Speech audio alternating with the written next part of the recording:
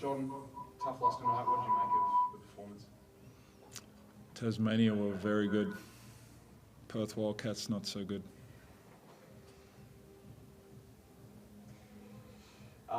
Tassie obviously threw a lot of looks at Bryce Cotton. Yeah. Respect for his game, constant double teams and blitzing. What do you think you have to do to get Bryce better opportunities moving forward against that sort of defence? Yeah, no. Look, it's a team game. We know he's going to get that attention, and like to his credit, he is an unselfish, willing passer. He lets the game come to him. So for us, like, it's always going to be about making the right decision, making the right pass, trusting your teammate, because then when that happens, then the attention doesn't have to be so centered on Bryce. Mitch, obviously great defensive performance by the Jack Jumpers. What do you think made that so difficult for you guys to be able to convert offensively all night? I think we kind of fueled the fire for them a little bit. Turnovers. The first quarter was, pretty solid. Second quarter we fueled the fire with turnovers. They get a lot of offensive rebounds and things like that, and when we're taking it out of the net, it allows them to set up defense and things like that, which they're pretty good at. They're very physical and all that. So hats off to them for that. But when we're taking it out of the net, it allows them to set it up. Deshaun Thomas had some really solid moments in the post and was able to exploit mismatches. Do you see this as a really good jumping off point for his season now he's come back from injury? Yeah, look, when we brought Tayshaun in, we knew what he was capable of doing. He's, he's battling an ankle injury that he's done a couple times. So, people that watched the game could see what he can become for us. Getting him out there, this was only his second game. So, very promising, but it's, as you can see, it's going to take him a little time to get his conditioning and so forth. Yeah. John, the Jack Jumpers were very hot from downtown. Do you feel that was sort of their doing, or was your defence sort of missing assignments, I guess? Yeah, look, it's one of those things where it just snowballs. They make a couple, the confidence gets going, and then, all of a sudden everyone's feeling good about himself. And, our pressure, our containment and contesting those shots wasn't at the level to be disruptive tonight. So, they capitalised on our mistakes, that's for sure. Chris Park. Yeah, John, you struggled rebounding again, and the turnovers, I'm sure 15 is far too high for your liking. Those are two areas that stood out, I guess, from watching the game. What really stood out for you that led you down tonight?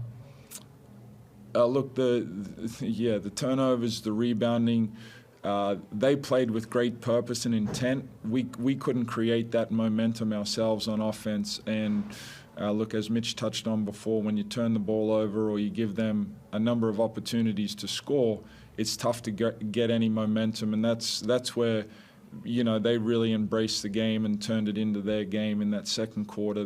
They got to play the game at their pace, and we couldn't generate any kind of momentum for ourselves. Moving forward, what would you like to see your team do when a team gets on a run like they did, especially in that second quarter? Is there something you'd like to see, I guess, to make a bit of a statement to try to stop a run like that? Maybe me allowed to have more than 2 timeouts.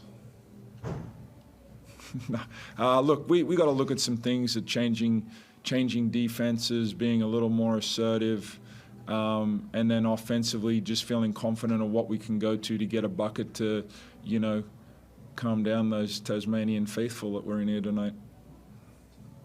You had a bit of a long chat with Scott after the game.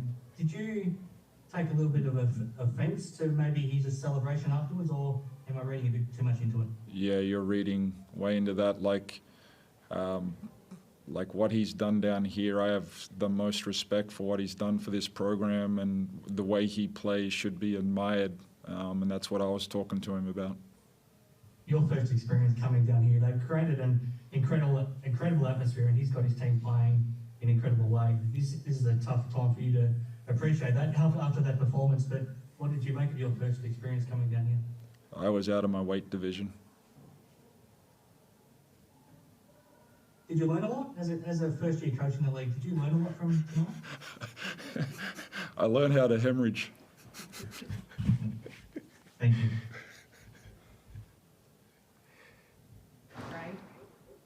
Mitch, 31-point loss isn't what we you are accustomed to seeing from a Wildcats team. How do you handle it from a leadership perspective as a leadership group? What do you do after such a dramatic loss? Probably take a deep breath. You know, it's still very raw. So I think if, you know, people lash out and say things in the change room right now, that's when, you know, some things come out that probably aren't true, or you know, until we see the tape, it's kind of hard to comment. But I think as a playing group and everything, you know, the coaches put forward exactly what Tassie do. You know, the effort areas, points off turnovers, offensive rebounds and things like that. So, you know, it's up to the playing group to address that. And, you know, Tassie didn't shock us with anything that they do, but they come out and, like JR said, they played extremely hard. They always do, and, you know, that's, you know, a big credit as to why they made the grand final last year. There's obviously only so much John can do from the sidelines when it's going awry on the court. Does that mean that from a post-match perspective, it's up to the leaders to address it all because you're out on the court? Yeah, leaders, I think the players out on the floor. You don't have to have a C or a VC beside your name to be a leader and, you know, help things when it's sliding in the wrong direction. So I think, you know, JR, like JR said, he doesn't have a handful of timeouts. So it is on the playing group to stop the run. It's definitely something we'll look at and address on Monday. And what about you? Do you speak to them post-game tonight about this, or do you prefer to let it settle a little bit, give yourself the time to review and then work it all out rather than, as Mitch said, potentially be emotional? Yeah, absolutely. Everyone's disappointed and emotional after a game like that. So I think you have to take a step back. Players evaluate it, coaches evaluate it, and then we come together and like brainstorm. And you know, everyone in the locker room's disappointed about what happened. Yeah, at the end of the day, we kind of let the final score affect us moving forward. Like it's, you can say it's a game, but we had to feel that as a group so we can grow from it. You know, we're all trying to aspire to be an elite team in this competition. Sometimes you have to go through some of these growing pains to get there so you understand and feel what that's about.